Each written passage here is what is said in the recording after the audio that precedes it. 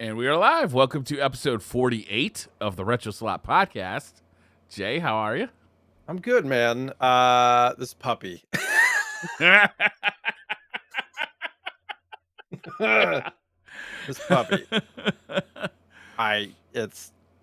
You like having stuff that's not destroyed? Puppies don't give a shit. do.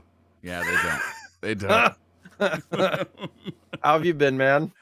I've been good. I'm reminiscing. I have a 6-year-old dog, but he was a hell of a bad time when he was a puppy. So I can relate, man. God, but he's so cute. Like they go to sleep and you're like, oh, and then the next day they're like tearing up the carpet. Yeah. Like trying to take food out of your hands. Yeah. I literally, as I say that, I can hear my wife yelling no in the other room in the kitchen right now. So he's doing something he's not supposed to right now. Perfect. I have 2 stories about my puppy. He's 6 years old now. He's a very good dog now, but when he was a puppy, he would bark all night. All night. And one night, I got fed up with him. One night, I got so fed up with him that I actually went outside and slept in my car. Because I just wanted a good night's sleep. Right? I was so angry. I was so angry.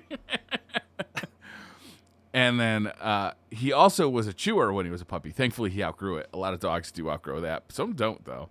And one morning, I woke up, and I was going to a photo shoot, and it was just kind of raining, and I had one pair of kind of waterproof shoes that were now destroyed.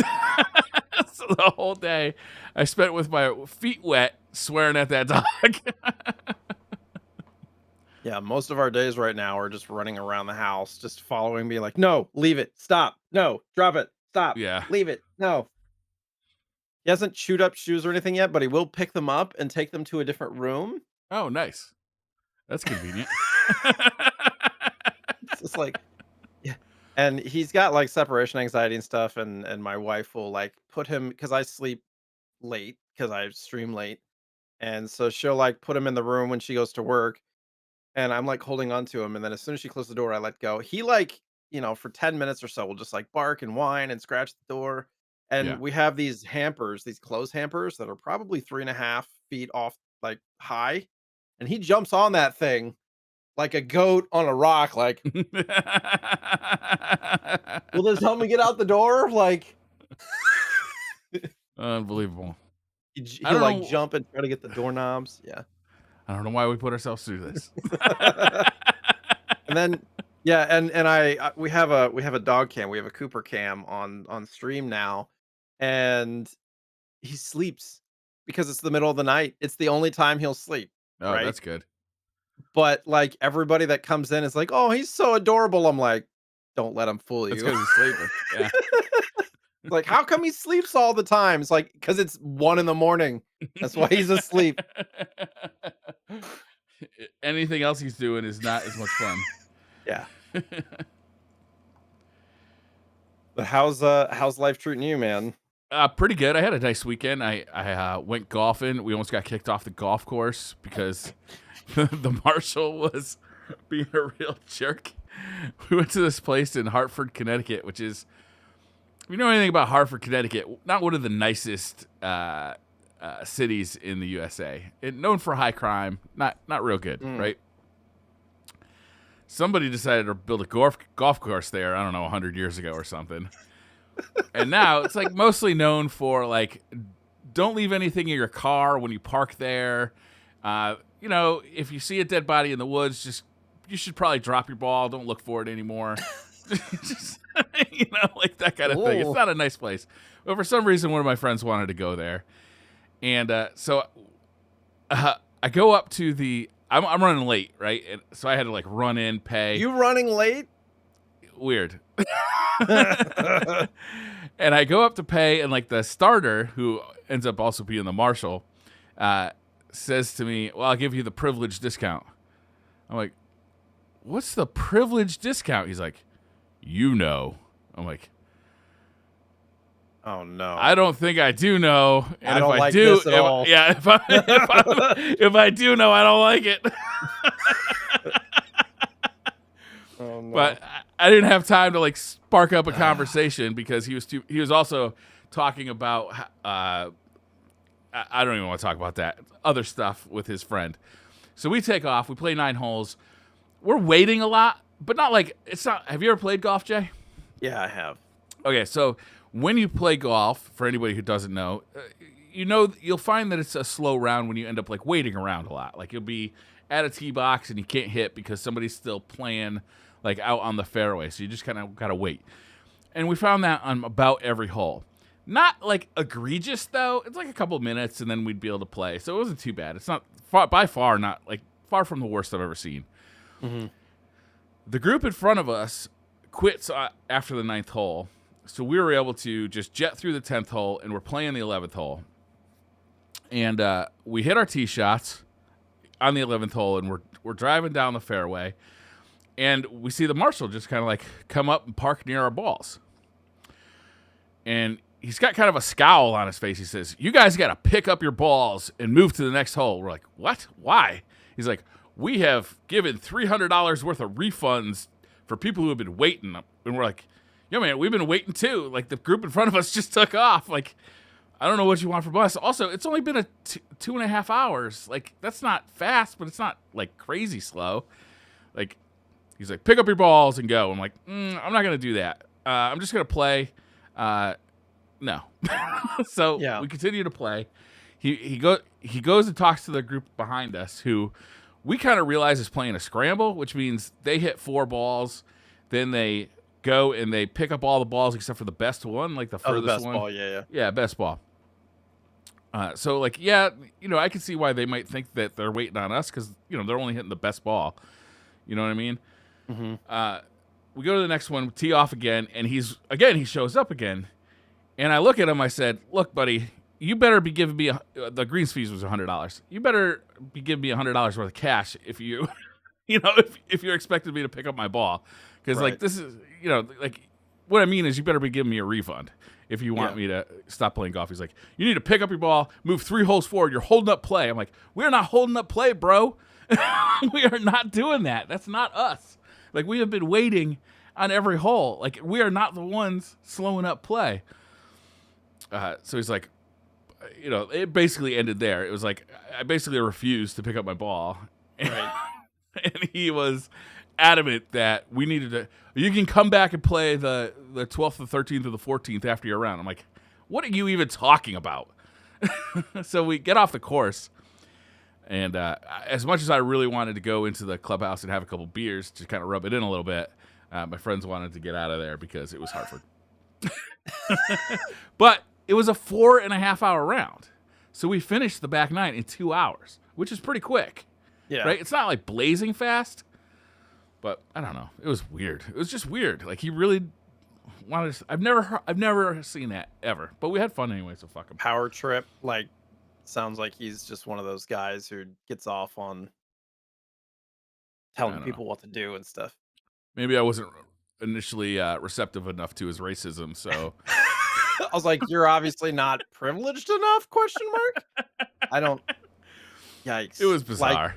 Like, if I honestly, I probably would have left if he said that shit to me. I would have been like, "Excuse me." My friends had already paid, so it's like Right. Also, I was in a hurry, so I didn't really have time to engage with him, which I do enjoy usually engaging. Super fucked up. Yeah, it was a weird day. I would have just been like, "Don't talk to me." It's not why I came here. I came here for silence from others. So yeah, that was my weekend. That was a nice weekend though. Oh, also on Saturday I had a photo shoot canceled because of rain. So I went to Starbucks and we had breakfast in bed with me and my wife, which was the first time we've done that in several years. How many crumbs do you get in the bed? Don't talk about it. I don't crumb and tell. You know what I'm saying? I'm a gentleman. Is pumpkin spice a euphemism? Maybe, but I did have pumpkin spice coffee. Of course. Like you have to when it comes back around. I mean, who doesn't like a good pumpkin spice? Anybody who complains about communists pumpkin and spice, fascists, that's who was like pumpkin spice.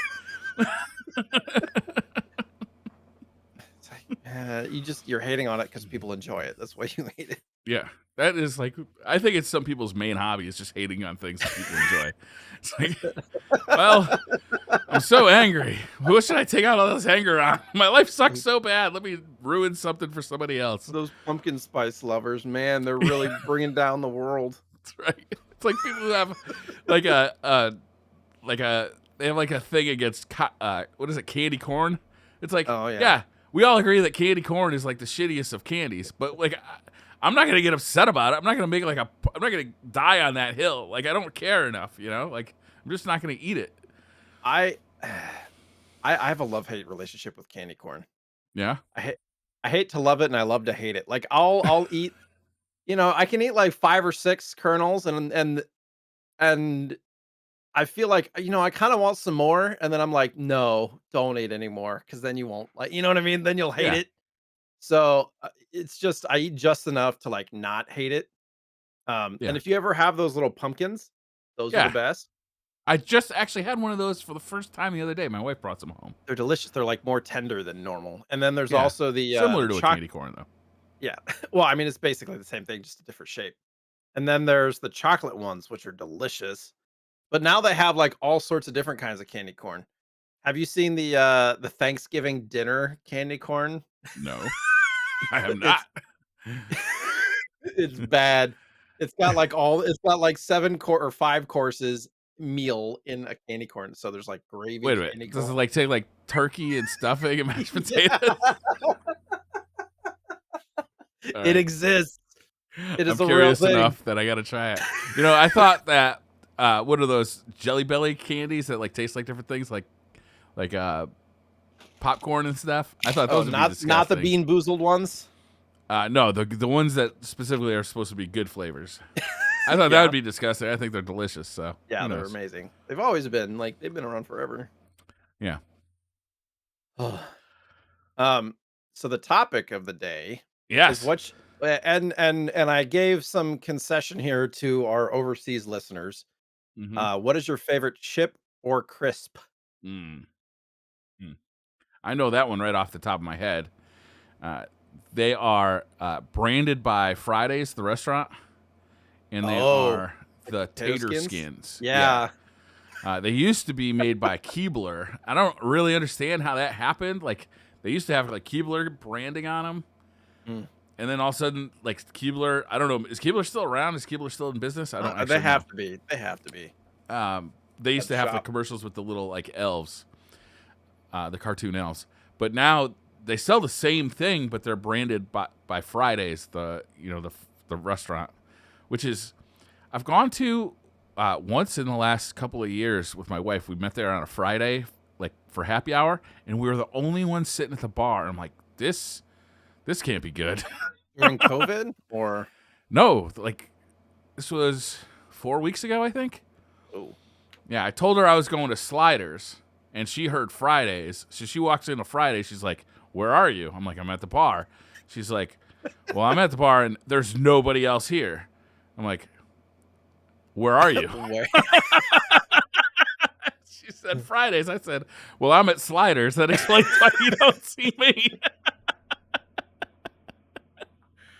So, uh, because I don't have a job and my wife does, I graciously paid for my drink, left Sliders, and went to Fridays to meet her Yeah. there, but Yeah. regretted it because we were the only people at the bar. It was kind of like weird. that would be perfect though, to be honest. Like, I don't know, for me, that would be my dream.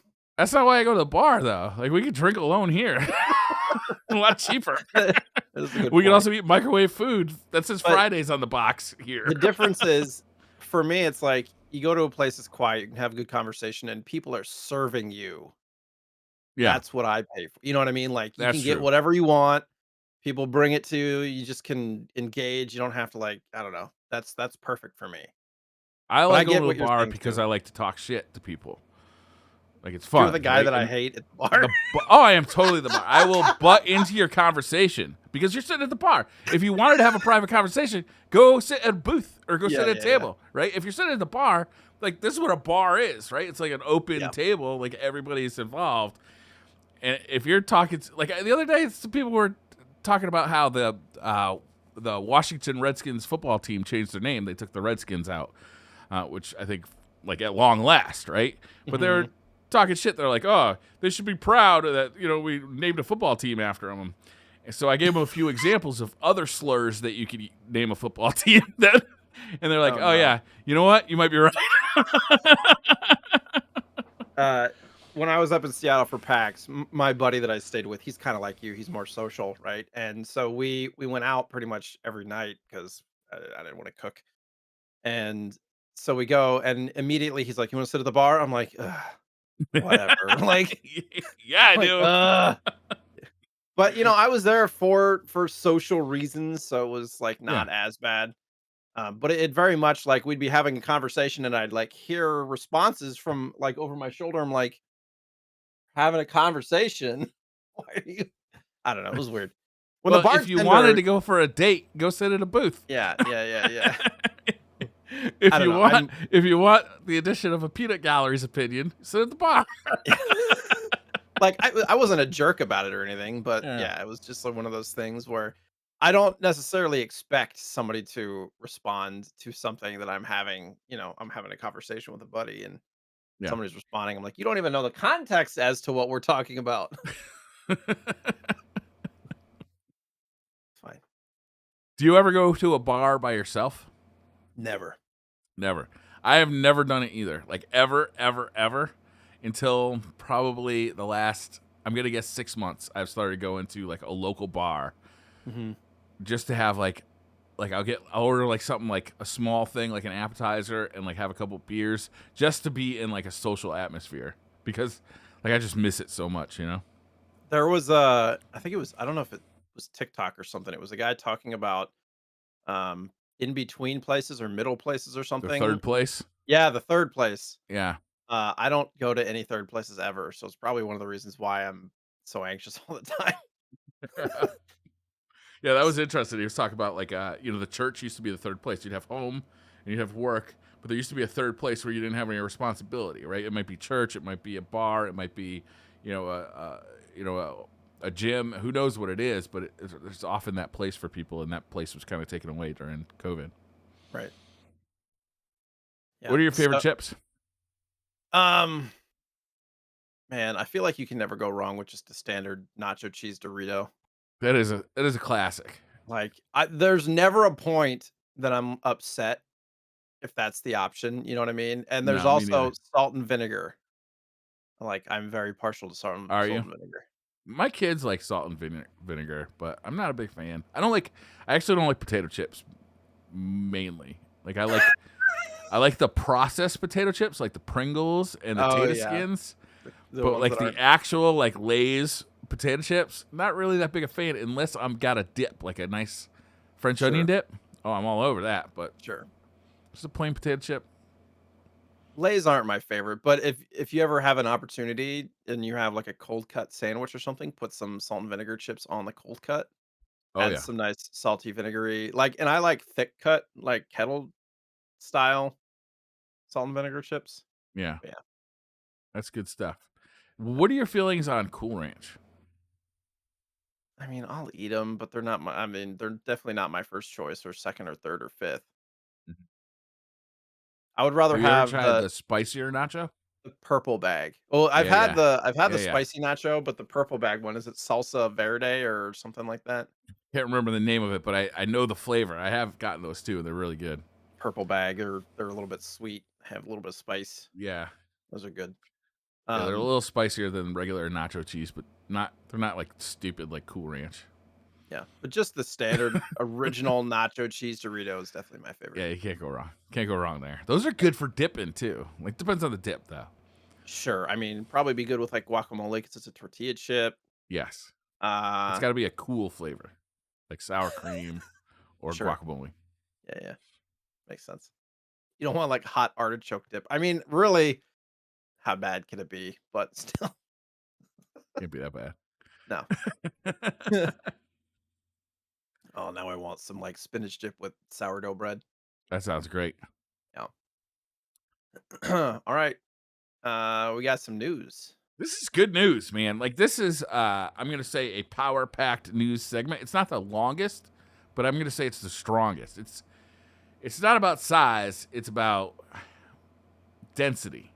I sifted. There was quite a bit of gaming and retro news, and there was a Mhm. lot of it that I was just like, eh, eh, Eh, there's eh. always there's always stuff So like that, right? yeah, Eh. so I decided not to include that. So I included the more potent stories as I If could I find don't them. care, I figure nobody else does either. Right, exactly. Yeah, yeah, yeah. I mean, there's lots of stuff, and I found a new website too that was pretty cool. Time Extension has a ton of news. That Really? website, timeextension.com, like, we go through like Nintendo Life and all that kind of stuff, but timeextension.com, like, it was like story, stuff that wasn't on the other websites. It doesn't just cover Nintendo and whatnot. Cool. Oh, I like their aesthetic too. Yeah. Um, So the first piece is you can now play NES games on the Analog Pocket. And I can't remember if we covered last week or last episode that you can also play Genesis and SNES. We talked Think we about did? Yeah. the update and that you can now play ROMs and whatnot on there, but they now have the NES core. And the Genesis one was like less than a week ago, I think, and the SNES one was more than 2 weeks ago. So they're working through these, Fast. I cores. actually added to this story, I don't know if you saw, but a list of all the cores available down at the bottom. Mm, And there's a bunch now. Um, what a lot of developers are doing who used to develop or are still developing for the Mister is they're porting those cores right over to the Analog Pocket, which is awesome because we're also going mm, to get a bunch of arcade cores out of this. So, like, nice. all those arcade games that have been showing up on Mister for years are going to start getting ported over. But I'm just going to read down this list real quick. Is that okay? Sure. Yeah. All right, so we got some of these. If you don't recognize them as a system, they may be just a game, right? But we got Artie Boy for Analog Pocket, Asteroids for Analog Pocket, Atari 1972 Pong, Dig Dug, Dominoes, Galaga, Genesis, obviously is the Sega Genesis, Green Beret, Lunar Lander, Neo Geo, which is awesome, NES, PDP -1. I don't know what that is. Is that a system? Looks PDP? familiar. I can't remember if it's uh man, I'm looking. We got SNES, Space Race, Spiritualized Game Boy, Game Boy Advance, and Game Boy Color, Sega Game Gear, Sega Master System, SG-1000, which is like the predecessor to the Master System, Super Breakout, Tecmo. What is that? Tecmo? Is it Tecmo Uh Football? Like, yeah, like maybe all the Tecmo arcade games or something. and Xevious. So that's a big list. Like it can kind of handles a lot of your the most mainstream of like classic gaming consoles are already on this list, and I think what you'll start to see is kind of like the more kind of I don't know, like TurboGrafx 16 I think is missing here, so that'd be nice to see that come. Sure. But like, I don't know if I mean, I don't know if they're going to be prioritizing that with the Turbo Duo coming out, but well, this isn't made by Analog, right? These are other developers who are making cores who are developing isn't for the this. isn't the dev of Analog part of this core release stuff though? Some of it, they actually say on this list that I gave you, the author is on the right hand side, and it's by all sorts of people who've been Mhm. releasing these. So Um, the PDP-1 actually there's a story from Analog about it, and it's the Space War console from the early 60s, oh, and it was like the first shooter and the first game controllers for a video game. Like really early video game stuff. So um I think it's so you can play Space War, which, it's not a good game, but it's one of those things to experience one of the first video games ever made is pretty cool. yeah, it's free, right? So why not? Free if you own a very expensive handheld. It's not that expensive. It's $200. Probably the cheapest handheld. Well, it's what is it, 229 plus shipping and stuff. So you're spending 250 plus and then accessories, you're getting close to 300. I mean, That's true. I did drop like four Hondo. So when I say it's $200, that's yeah, completely bullshit because yeah, I spent $400 and been waiting for a year. yeah, there you go. But it is, I mean, it is cool. And if they, if the analog pocket is regularly available and continuously developed for, I mean, this is the end all be all handheld, really. If you I mean, right? Like, I mean, between this and the Steam Deck, what else could you want? I guess you got the Switch as well. Y- to y- We are flush with good handhelds right now. Like, it something is. to emulate two screen stuff for like the DS, 3DS stuff at some That point. would be But nice. Yeah. I don't know if this has got the power for that kind of thing. no, I mean the screen's not big enough. Yeah. Have you ever tried emulating a 3DS game or a 2DS game on one screen? No, I've heard it's not good. It's not ideal. Yeah. It's why people like content creators get those capture cards for the 3DSs and stuff, I Right. imagine. We had talked about this next story a while ago, where they had found the canceled Dune game. It is now available and released on Steam, called Alond. Is it Alond? The Crystal Wars. It's on Steam. It's 15.99. It's currently on sale. I saw for like 13.87 or something like that. But it was a Game Boy Advance game that was developed in 2000, or it was canceled in 2002. So, GBA style, I don't think they updated it much. And you can get it on Steam. And so if you love Dune or love playing not great Game Boy Advance games, this is for you. This is a like kind of a flight sim game, but you're in an ornithopter, which is like those I guess planes or from the Dune universe. I don't know what else to call them besides an ornithopter. They're very unique. Um, it's kind of cool looking considering it's on the Game Boy Advance, but I don't know that I'm going to get a full playthrough. No, I If I mean, buy this. and apparently there's a physical GBA version from the Retro Room games. So I'm clicking on that.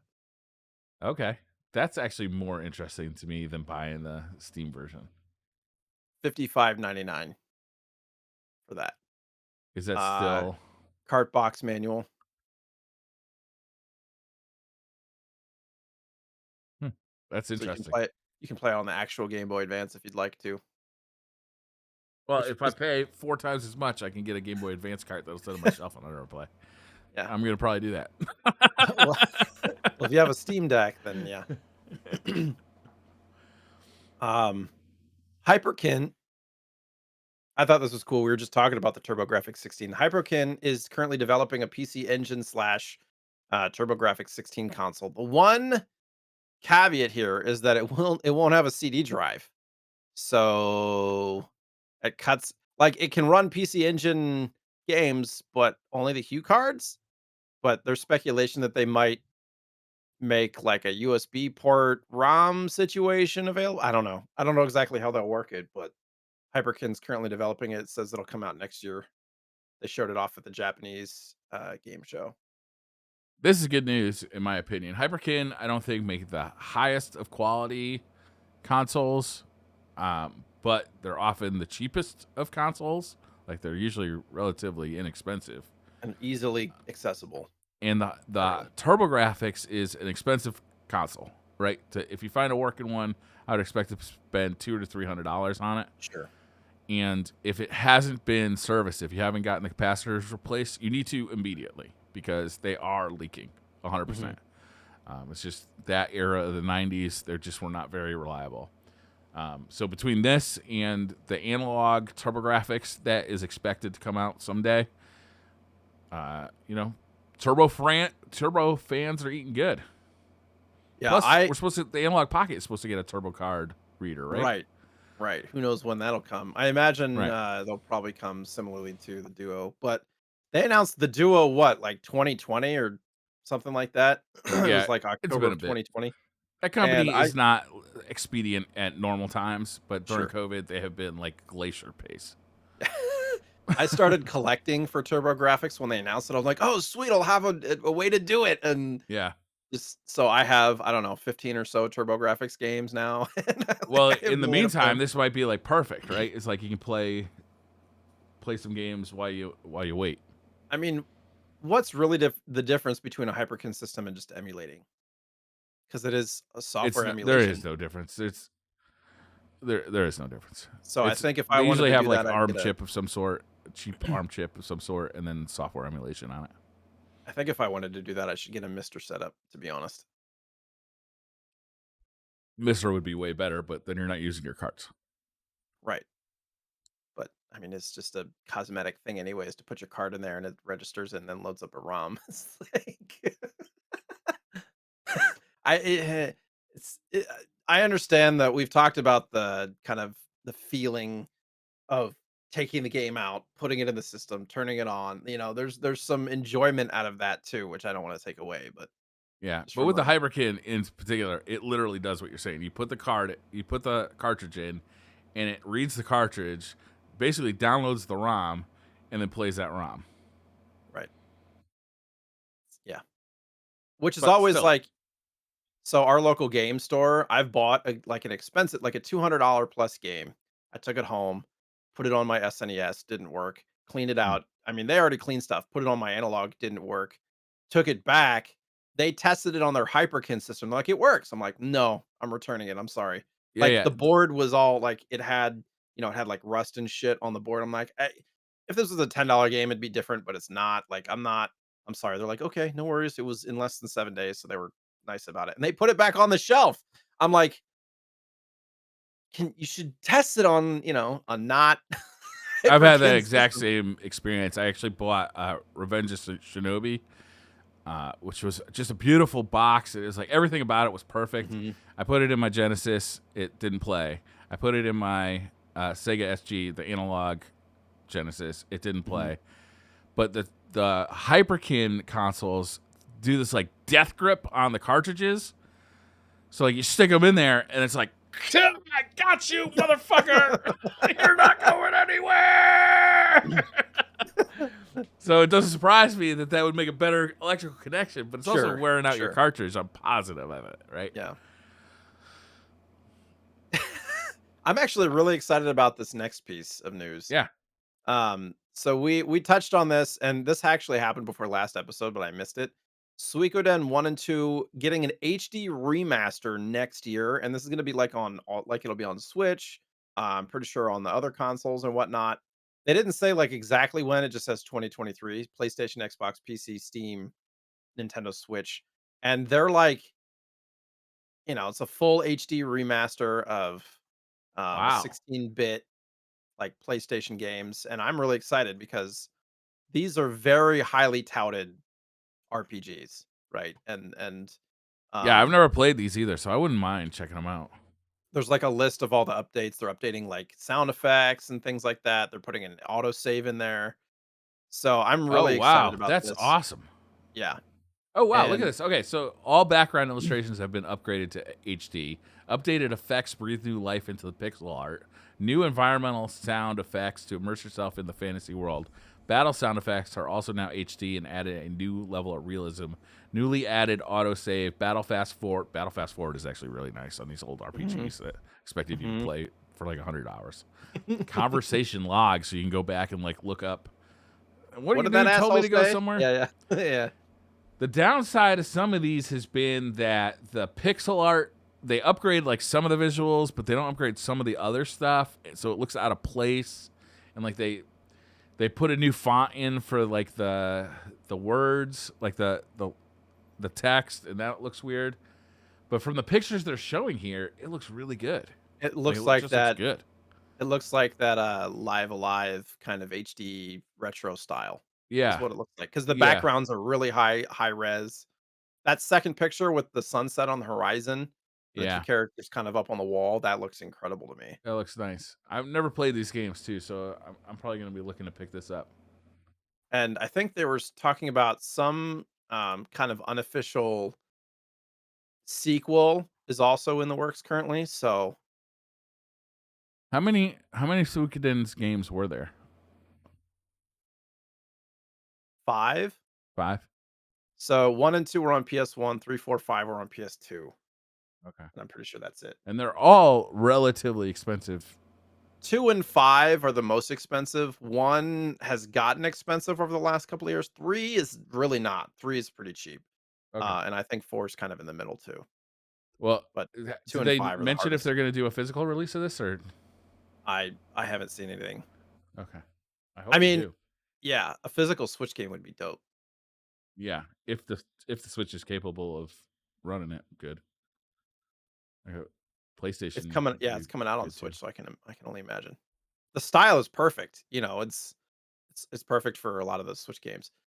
Yeah. The spiritual successor is the Ayuden Chronicle 100 Heroes, which is being made by the series creator, Oh, Yoshitaka, Murayama, so pretty excited about that too. I think that's PS4 only, so from Rabbit and Bear Studios. It sounds like a like a like a Russian like vodka. Rabbit and Bear vodka.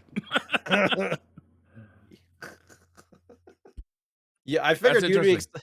I figured you'd be excited about the next piece of news. Reebok is in with Street Fighter and created a bunch of swag. So like mostly shoes, but I think there's other stuff too. Um, it says slides, shirts, track pants, sandals, and I don't know if or how you can like buy them because they're really tough to find or buy Are or they? expensive. The shoe collector folks are no joke, man. Yeah, Like it's insane. It's like trying to buy a new console when they come out. You know what I mean? yeah.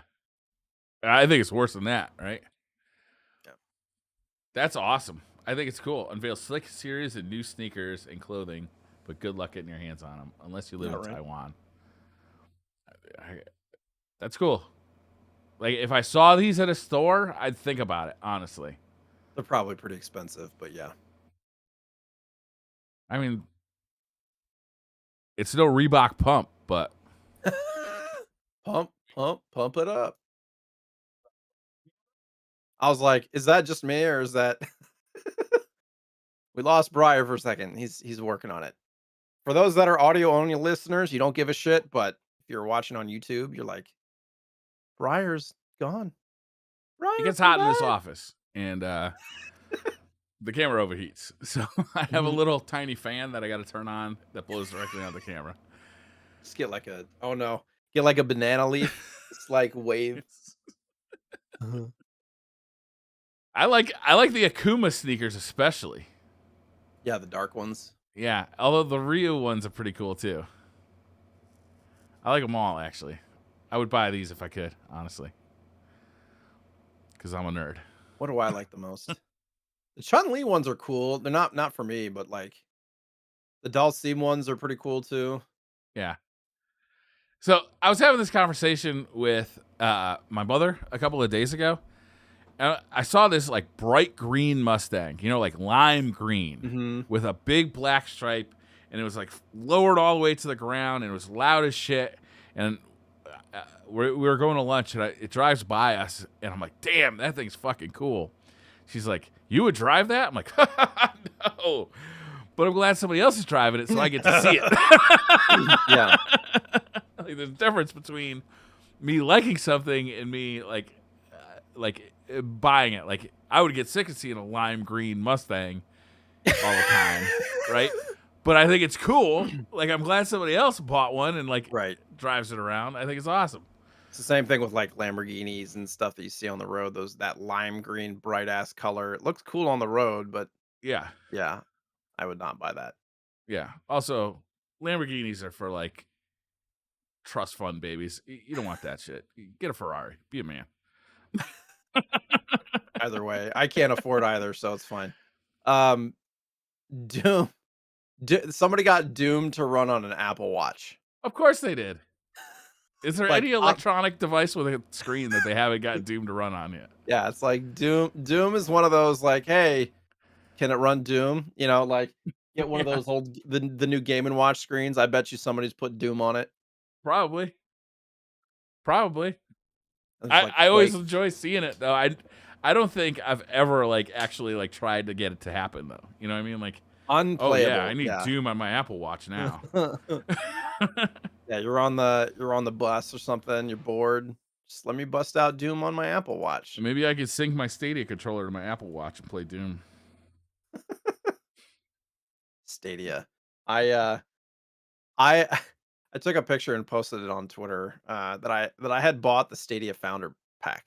Ah, same, yeah. So I used it once. The Chromecast one used it once. Input lag Mhm. was unplayable. Put it back in the box. Haven't touched it since. Um, Unplayable.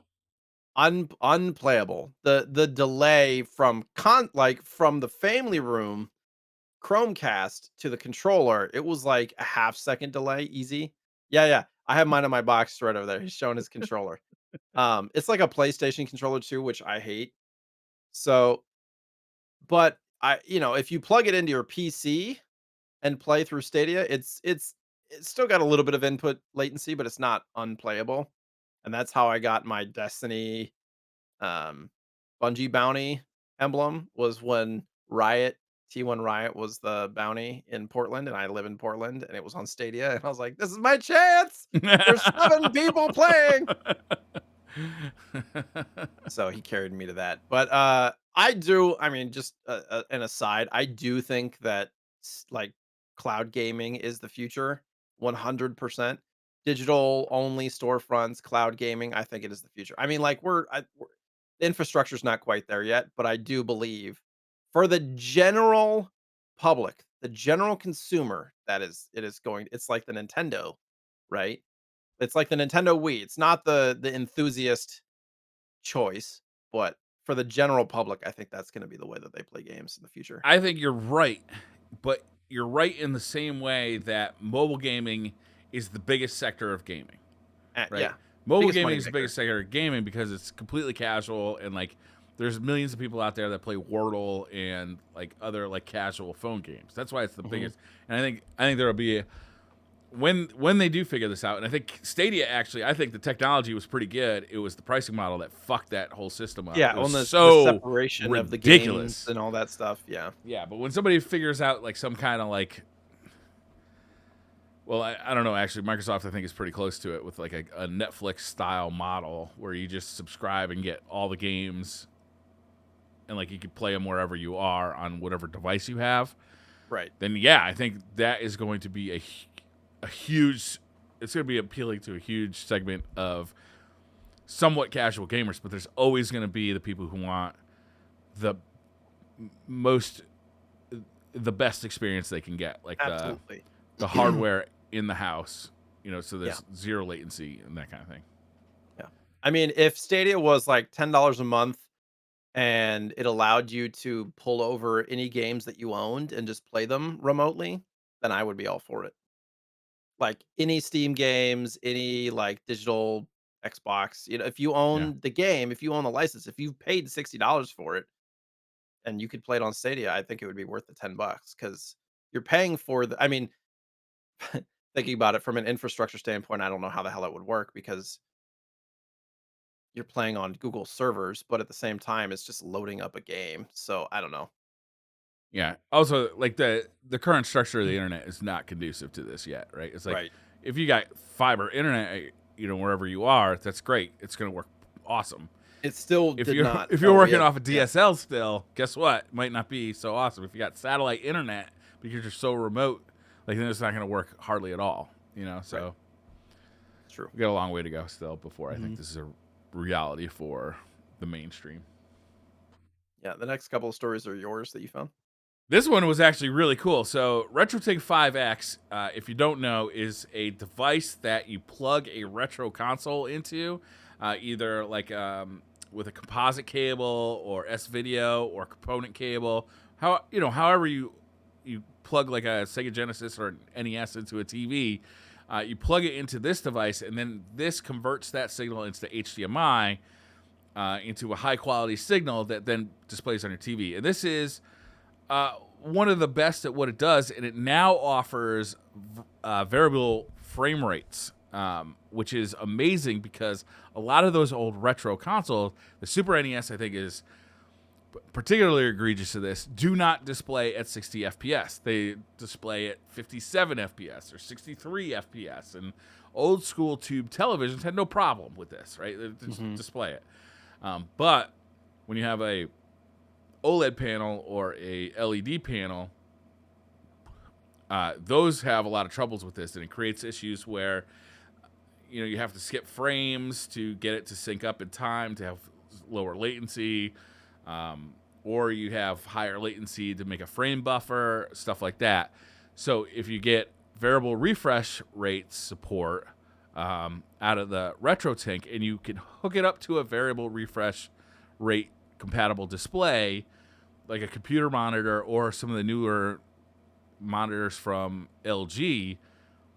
Then a lot of this headache just goes away. You know, like you're playing your Nice. Super NES game at its native frame rate, and you don't have to worry about any of that shit, which is awesome. So this is just a really cool update for anybody who has a RetroTINK 5X or is planning on getting one.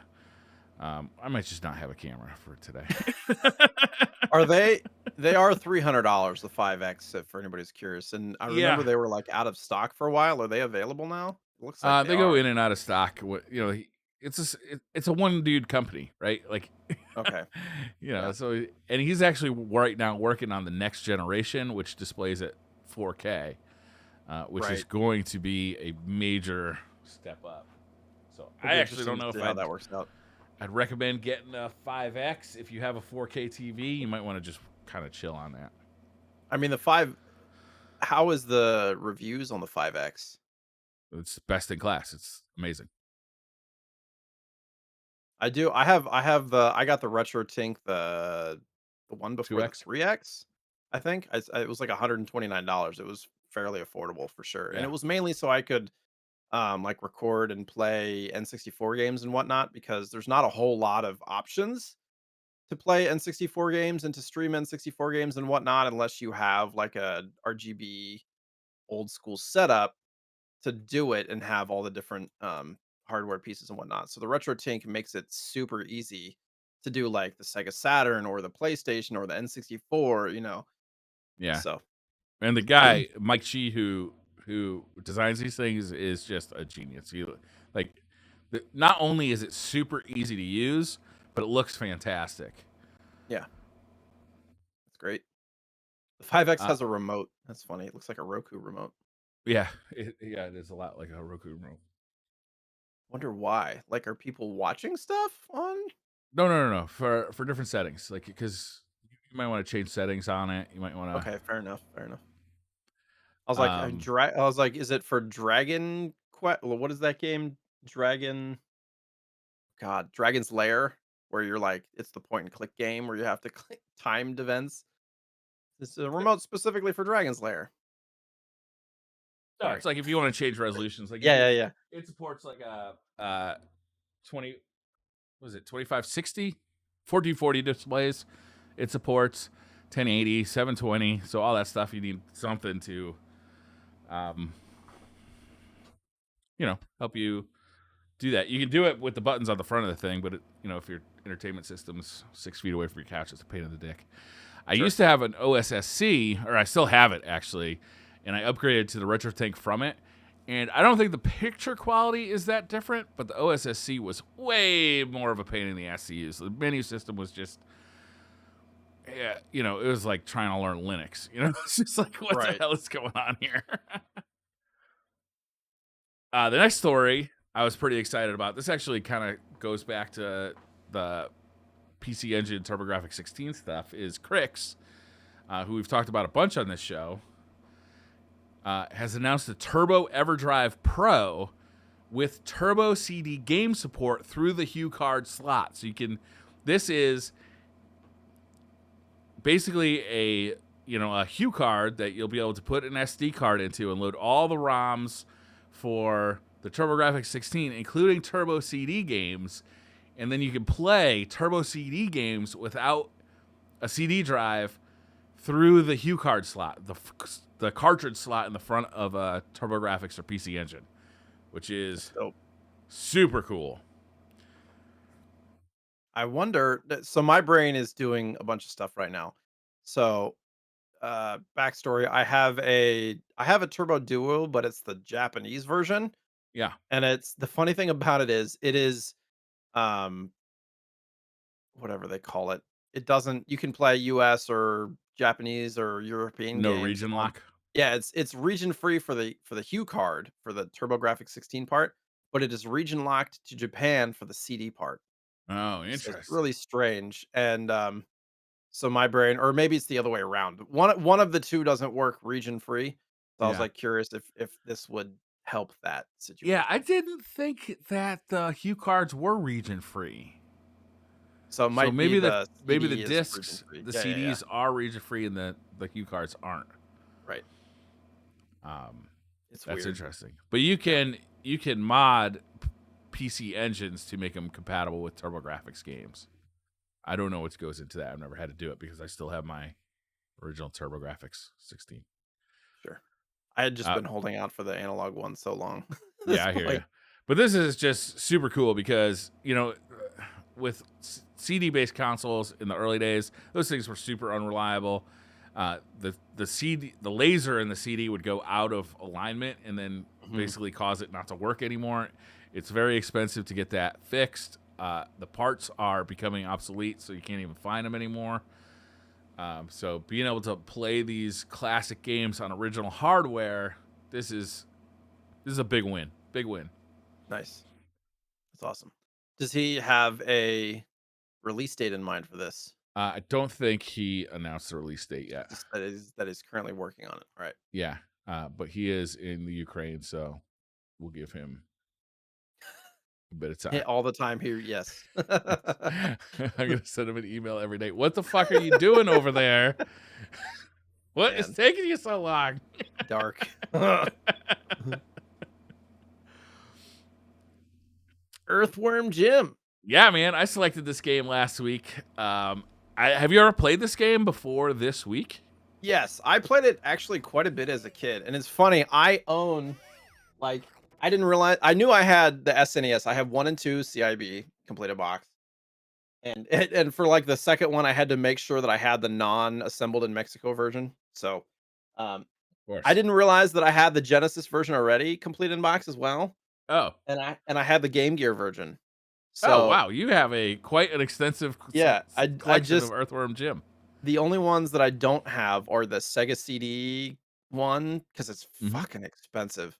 Is it really? We're talking like $300-400 for a complete copy of the Sega CD Okay. one. But yeah, and I don't have the Game Boy one. There's actually a Game Boy Earthworm Jim, like the first Wow, one. I Yeah, didn't know that. yeah, and they're mostly all ports of each other with very slight differences. The NC or the Super Nintendo version is a little bit more stretched out, so the Earthworm Jim character is a little fatter, and Yeah, there's like this different. was originally developed for the Genesis, and then they ported it to the Super Nintendo, and they do not share a Right. resolution, so they had to stretch it. So yeah, it was developed. I put various because it was like, man, I'm trying to remember. So it originally was it was Playmates Toys idea. Well, somebody that like brought it to Playmates Toys. They wanted to have like a franchise that started as a video game, and there used to be a TV show for this as well. Um, and then it was published by Interplay, which most people remember it as an Interplay game, but it wasn't developed by Interplay. Anyways, I'll let you go ahead and describe kind of what this game is like. So this is one of, I think, the 16-bit era's like pri animation priority games, right? I think Disney made a bunch of these, like Aladdin, um, and Earthworm Jim fits into this category where it's beautifully animated, beautifully hand drawn art.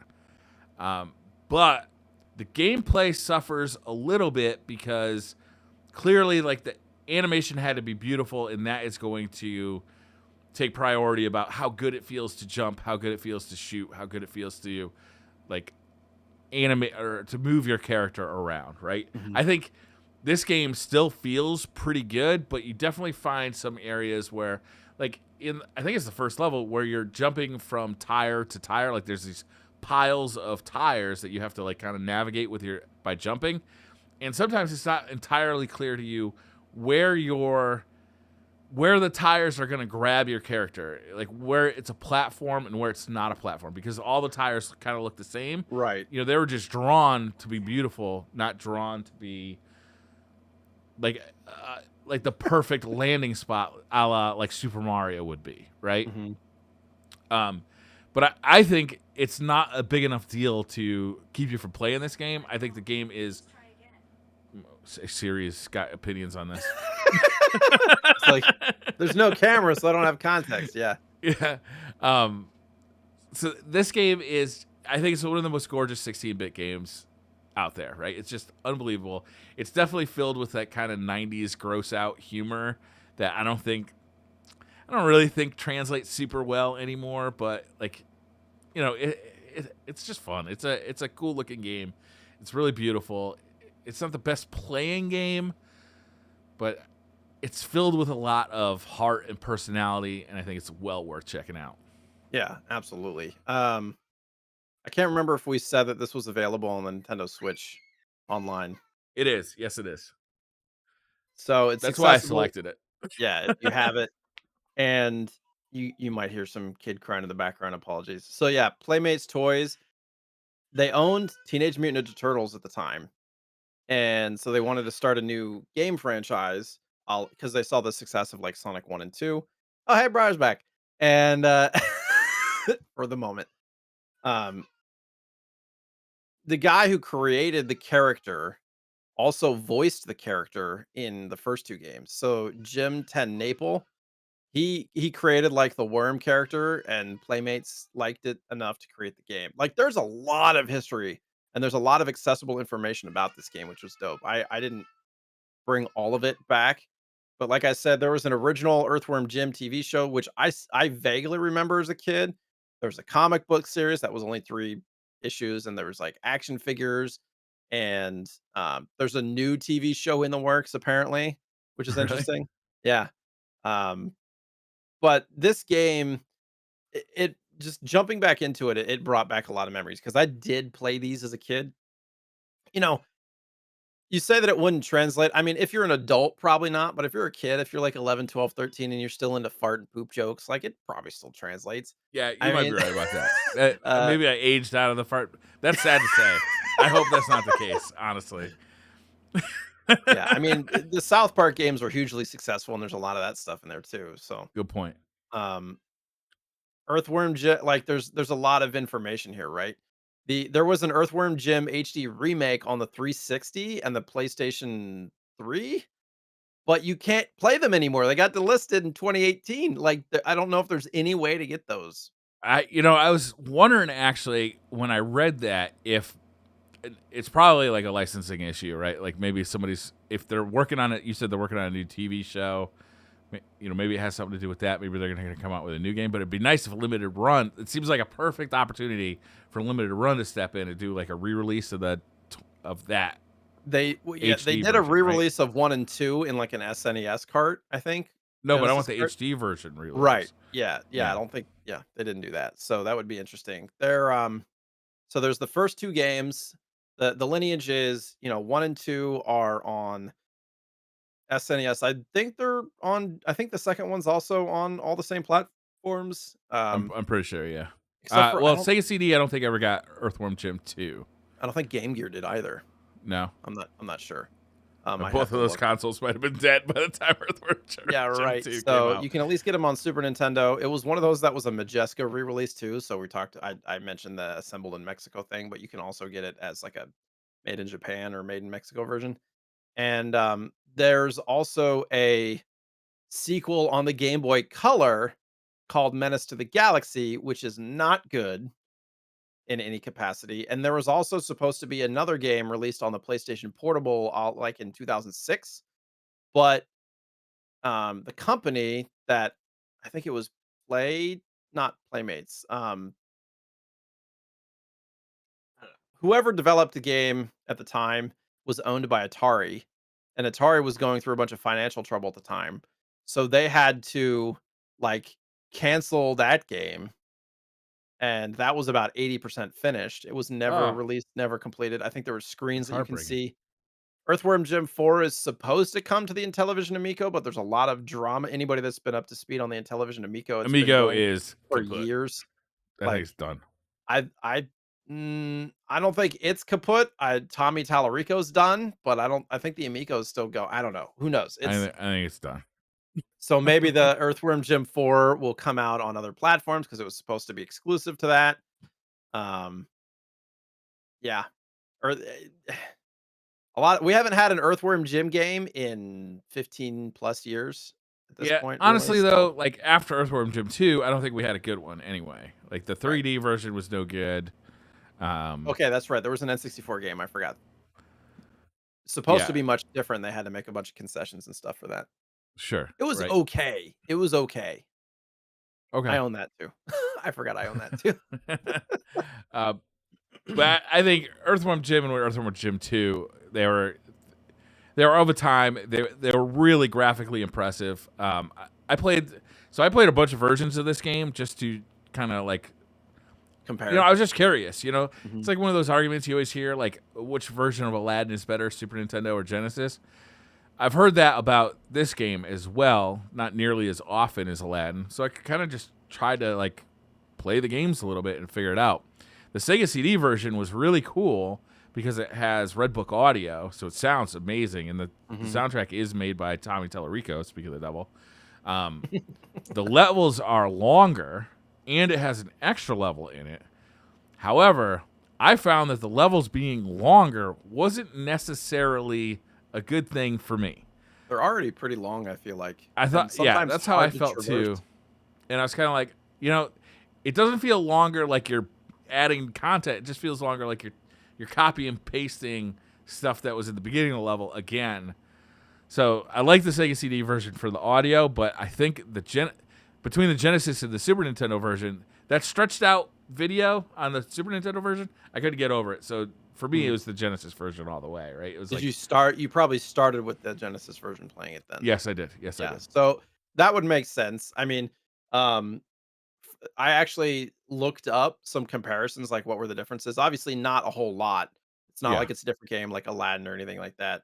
No. Um, but the person actually, even though the game was a little bit stretched out and cut off on the sides, like some of the backgrounds were remade and like they looked better. Some of the other stuff looked better on the Super Nintendo as well. Some of the platforming was a little bit better. So like they actually preferred the SNES version over the Genesis version. So, but I can understand, there's limited colors and stuff I think on the Genesis, but it still looks fantastic. It's an amazing looking game on every platform. Like Yeah, it just much like the Disney games of that era, that just like the animation is so smooth and fluid, and it looks like a cartoon. It really feels like you're playing a cartoon. right. It took me a while to remember that you could fire in all directions, so I started the game, and that first fucking bird that looks exactly like the one from Battletoads comes in and just like, "Rawr, rawr, rawr." I was, like, dead in 5 seconds, and then I remembered that you can fire in all directions, so it was a little bit easier, but, there's a lot of, like, secrets and stuff in this game, which is fun, Yeah, and the mechanic to whip your head, as far as, like, killing ads is not really viable, but, to grab onto hooks and find stuff yeah, is like a pretty cool. grappling hook. Yeah, I don't know. I think that's super cool. I did mention that the first 2 Earthworm Jims were voiced by the originator, the creator, Jim Ten Maple, but the animated series and, like, I think Earthworm Jim 3D and stuff were all voiced by Dan Castellaneta. So he's the voice of Homer Simpson and, a whole bunch of other characters and Oh, no whatnot. kidding. Yeah, so he's the one. I have no idea who's gonna be voicing him in, like, the new animated series or, like, where the new it seems like something that would come out on Netflix or something, the new one. I don't know. Amazon Prime Video. I have no idea. But you can still I looked up, like, the action figures and stuff on eBay. They're not ridiculously expensive to get, like, a sealed one, it's like 40 to 60 bucks, but it's pretty cool to see the old, like, Hasbro toy style, um kind of action figures. And apparently they're creating new Earthworm Jim action figures too, but they're like really expensive because you Yeah, can have yeah. like interchangeable heads for Earthworm Jim and stuff. But it was pretty cool. Um, trying to think if there was anything else. I mean, Oh, this is a classic 16-bit game. Like yes. if you're a fan of 16-bit games, you got to check this one out. Just it's so pretty. It may not be the apex in like gameplay, but it's not bad gameplay. It's still fun. Well, and I was mentioning before the show that this game has a bunch of different stages that have different it's not just purely a platformer. There's like Right. other things you can like fly spaceships. I think there's like a isn't there like a driving level or something too? Yeah. But that second level I played and it's reminiscent of the Sonic kind of manufactured 3D half pipe situation, and you're like avoiding asteroids and stuff in this little ship and getting power ups and stuff. And there's like a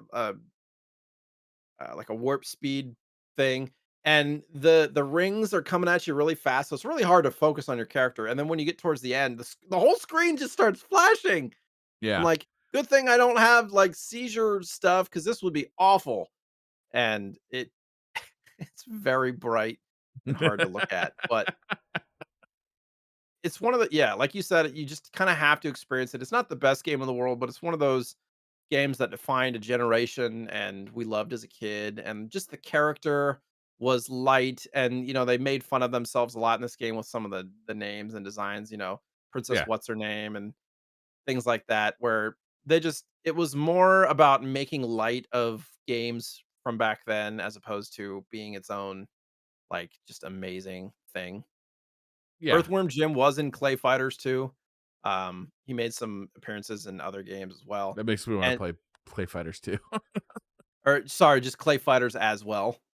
Oh. Um, Clay Fighters is not a good game, but I think it was 60. I think it was the N64 version that he was in, not the original. We're gonna have to play it sometime because we've talked about it so many times. We have. It's just one of those games that we'll have to experience again. Sadly, that's why when we want to play a fighting game. So you mentioned, you're a Genesis guy. And I didn't know about this. They had a special The Great Earthworm Jim Race was broadcast in 1995 for the Sega Channel, for those that remember that.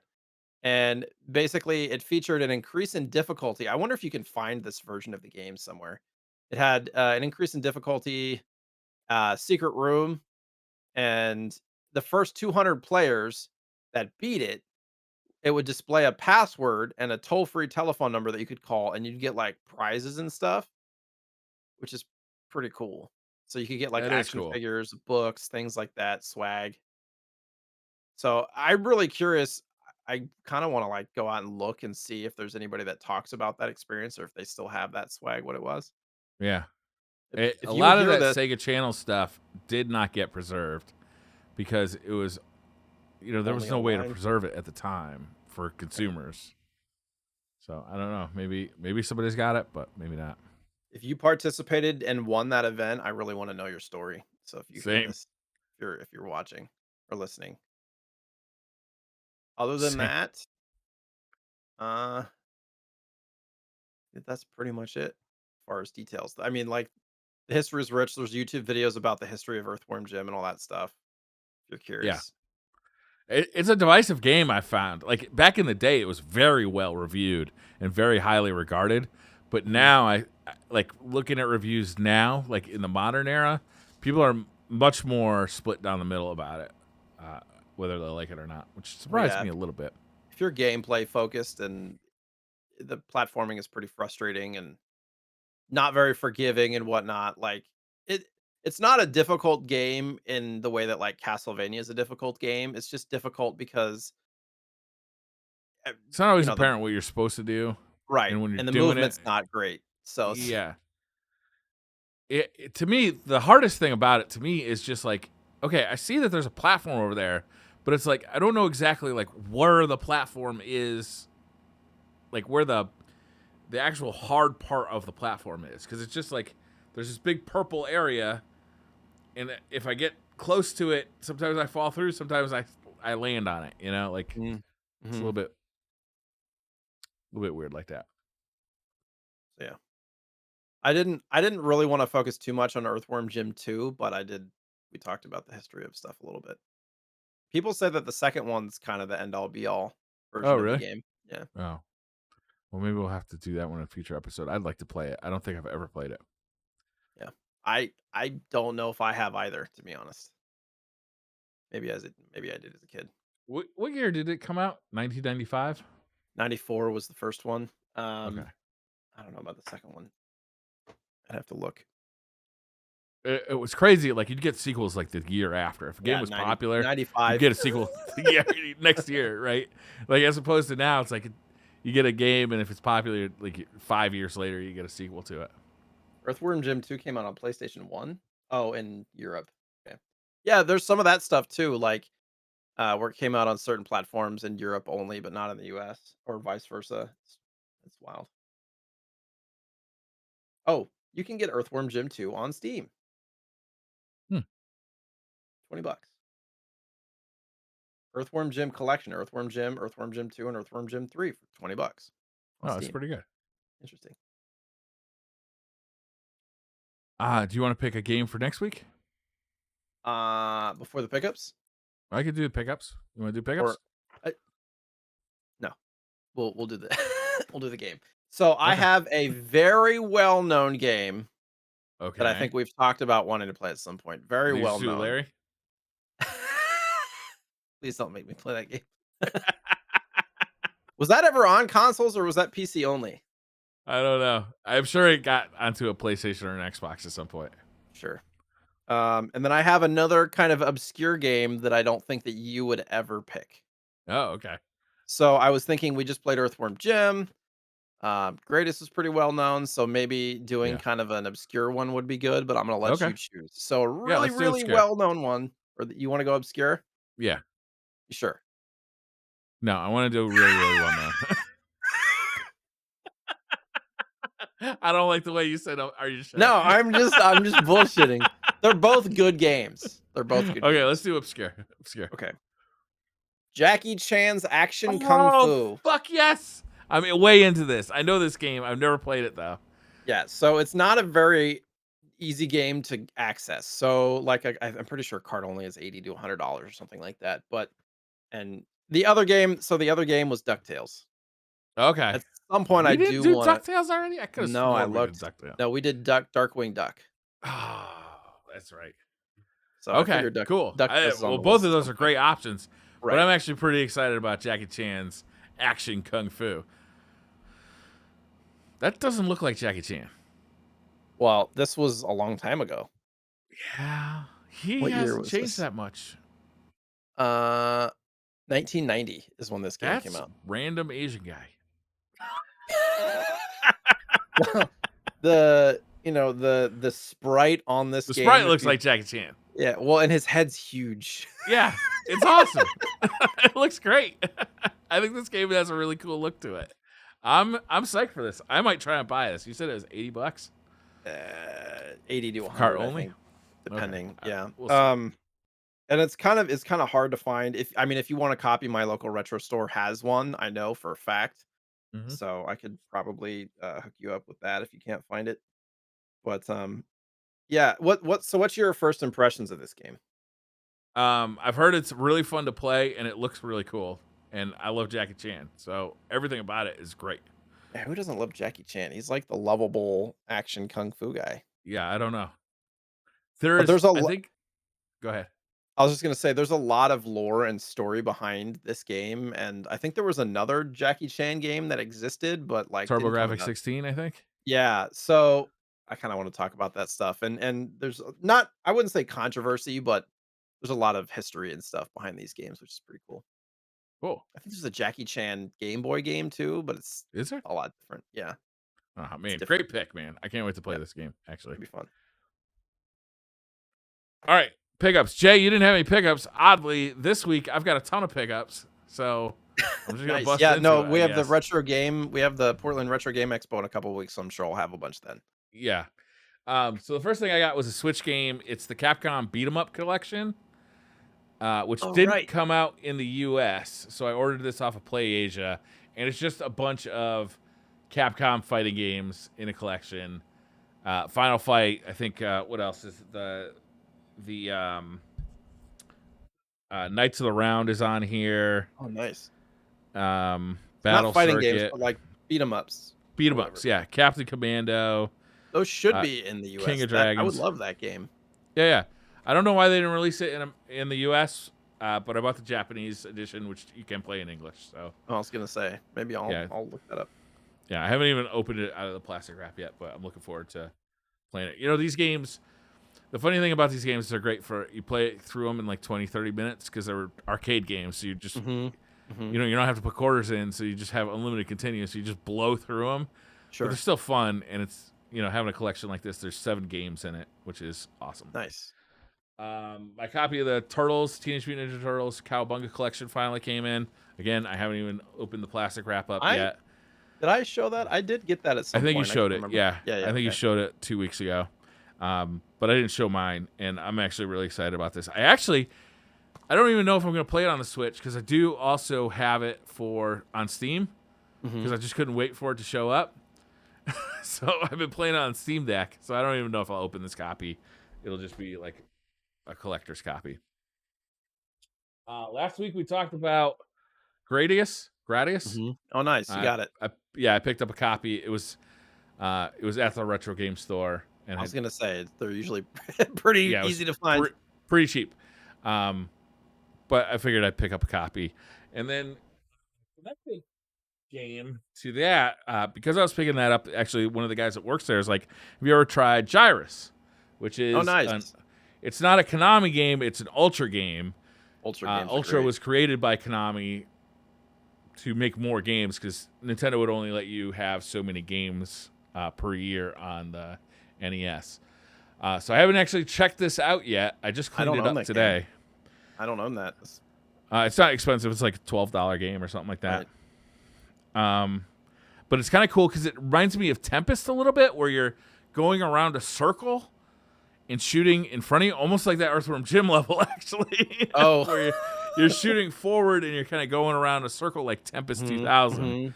But he said he liked it quite a bit, so I'll give it a shot. Again, all of the NES games that I got were like $10 or $12. Yeah, there's some good cheap ones for sure. Yeah. I also got a copy of Marble Madness, which I'm There you surprised I go. didn't have already. You're waiting for me to put that on the list again. This game, so I remember really liking this game. It was challenging, but it was fun when I was a kid. What I did not know at the time was that there was an arcade game that used like a ball, like a spinny ball to control. So a lot of people really hate this game because it didn't control like the arcade game did. But I liked it. But the pride of my collection is this guy. The only reason I even bought any of this stuff is because I'm like, well, I'm gonna buy this, so I might as well pick up a few other things while I'm here. Bible Adventures. Oh my gosh. I have that game too. I It actually was it's funny. previously owned by Kelly. Hey, Kelly. Thanks, Kelly. I liked that game as a kid, actually. Oh, really? It's not a terrible game. So I booted this one up, and there's like several different scenarios you could get to play through, like David versus Goliath and stuff like that, which I thought was funny. But the best part of this, obviously, it's like if you compare this to a regular NES cartridge, it's clearly like it's not an officially licensed product, right? Right. But my favorite thing about this is I'm going to get this as close as I can. You can see on the top of the cartridge, there's this little finger that says press here. Little sticker. So now I had to talk to the guy at the retro game shop. I'm like, why do you think it's got that little sticker that says press here? He's like, well, probably to tell people that, when you insert the cartridge into the NES, you got to push down on it. Oh, And I man. made the joke. He's like, maybe they thought people were idiots and they couldn't figure it out. And I made the joke that said, well, considering their focus audience, maybe it was a good idea. And he did not like that. Ooh.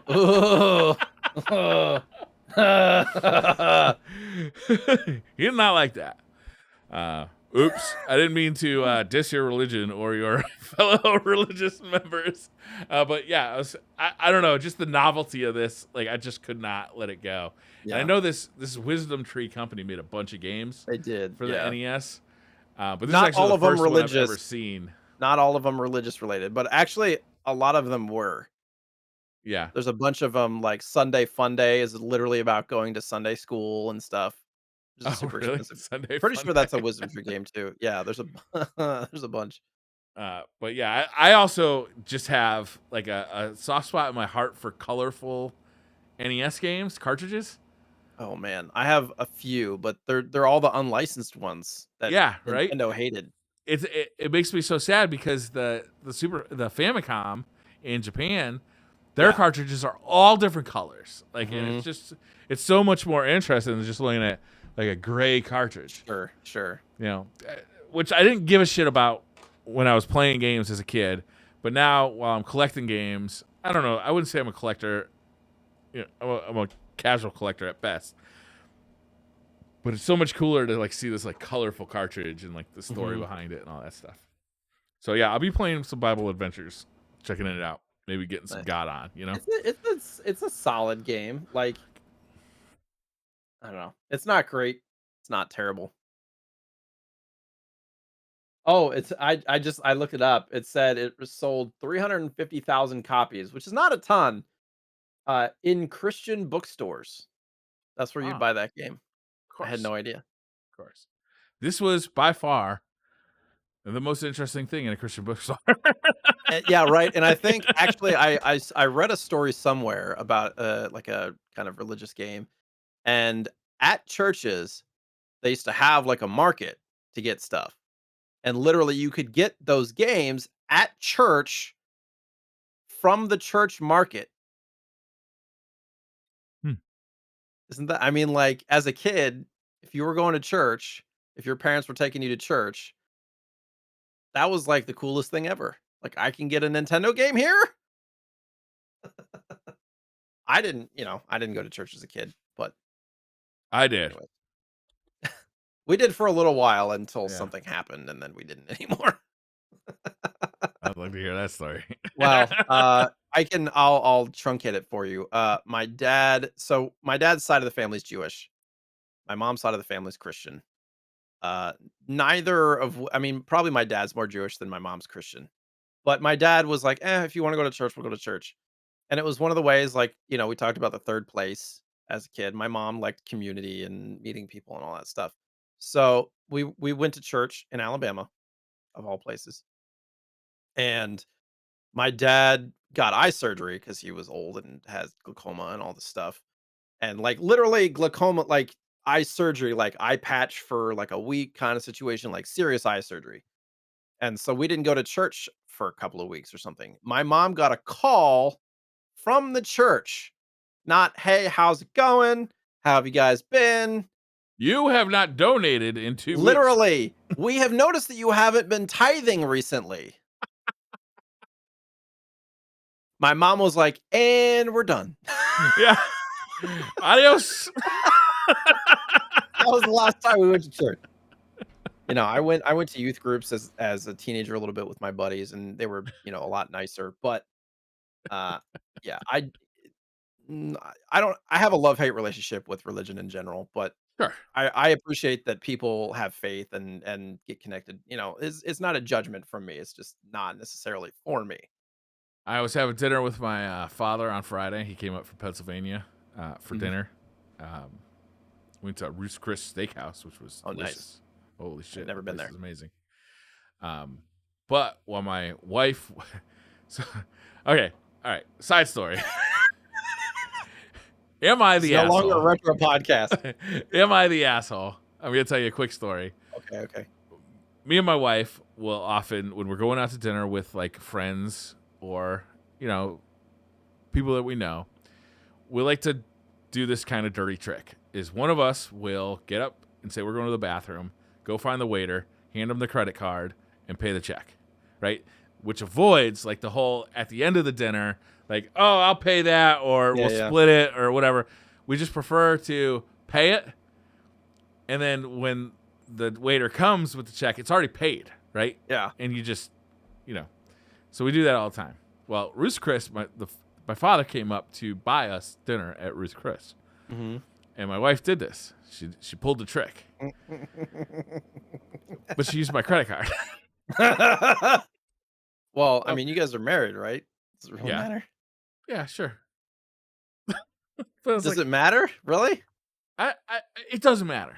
It doesn't matter, and it was a good gesture on her part, but it was $600.